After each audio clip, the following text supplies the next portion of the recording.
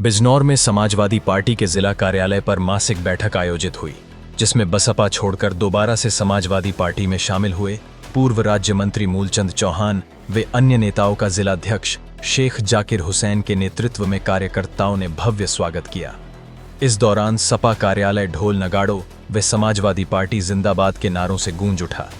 बैठक की अध्यक्षता करते हुए जिलाध्यक्ष ने कहा कि समाजवादी पार्टी में तमाम लोग शामिल हो रहे हैं, जिससे पीडीए मजबूत हो रहा है और पूर्व मंत्री मूलचंद चौहान के फिर से समाजवादी पार्टी में शामिल होने पर पार्टी को मजबूती मिलेगी और कार्यकर्ता एकजुट होकर संगठन को बूथ स्तर तक मजबूत करें। पूर्व मंत्री मूलचंद चौहान ने कहा कि मैं 2027 में होने वाले चुनाव के लिए सभी कार्यकर्ताओं को एकजुट कर संगठन को मजबूत करूंगा।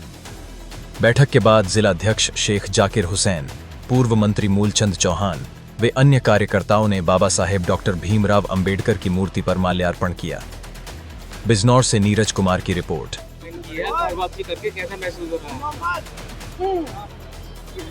मैं जब कॉलेज में पढ़ता था तभी से मैंने 1970 से पढ़ाई के साथ साथ राजनीति में भी कदम रख दिया और 1977 से के बाद जब 75 में इमरजेंसी लगी और इमरजेंसी में के बाद जनता पार्टी की सरकार बनी और 1977 में जब जनता पार्टी की सरकार बनी उत्तर प्रदेश के अंदर, तो उसमें सबसे पहले जो हमारे मालिक थे स्वर्गीय हमारे चले गए परम श्रद्धेय हमारे मुलायम सिंह यादव जी, 1977 में उनको सहकारिता मंत्री का विभाग मिला, कैबिनेट मंत्री वो बने और फिर लगातार हम लोग बराबर नेताजी के साथ आना जाना और संघर्षी जीवन है, बिना संघर्ष के काम नहीं चलता। और समाजवादी पार्टी जो पैदा हुई है वो संघर्षों से पैदा हुई है, मेहनत से पैदा हुई है। बराबर 1989 में जनता दल की सरकार बनी और जब सरकार बनी उसमें भी इतना संघर्ष किया, बहुत ज़्यादा। और जैसा बराबर हम तो शुरू से उन्हीं के साथ रहे हैं, जीना मरना उसी परिवार के साथ रहना है। तो पीछे जब 2022 का चुनाव हुआ,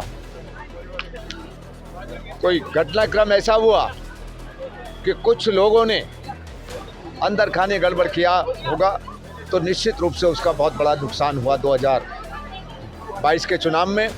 नहीं तो 250 से 250 सीटें उत्तर प्रदेश के अंदर 2022 में समाजवादी पार्टी की सरकारें आ रही हैं, तो बराबर हमें तो जाना ही कहीं नहीं था। मंत्री जी, आप 2022 में बसपा से चुनाव लड़ रहे थे और जबकि समाजवादी पार्टी वहाँ 200 वोटों से आ रही थी, तो उस पर क्या कहना है? उसका देखिए, मैं बतलाऊं, मैं कहीं भी मैं सिंबल लेने नहीं गया। दूसरा सिंबल भी मेरे पास पहुंचा। संघर्ष जीवन है। अगर घर बैठ जाता तो निश्चित रूप से जो 2-4 बुरे लोग हैं वो बहुत बड़ा नुकसान कर देते। बड़ा कड़वा सच मैं बतला रहा हूँ, क्योंकि कुछ ऐसे भी लोग हैं पार्टी में और साथी लोग, और अब धीरे धीरे सब में सुधार आ रहा। और मैंने कहा है सारे लोग कार्यकर्ता छोटे से लेकर बड़े तक संगठित होकर 2027 के लिए जीना मरने का हमारा चुनाव है। सबको संगठित करके 2027 में राष्ट्रीय अध्यक्ष माननीय मुलायम सिंह यादव जी को, वो माननीय अखिलेश यादव जी को सरकार बनाएंगे और चाहे जितनी भी ताकत लगानी पड़े।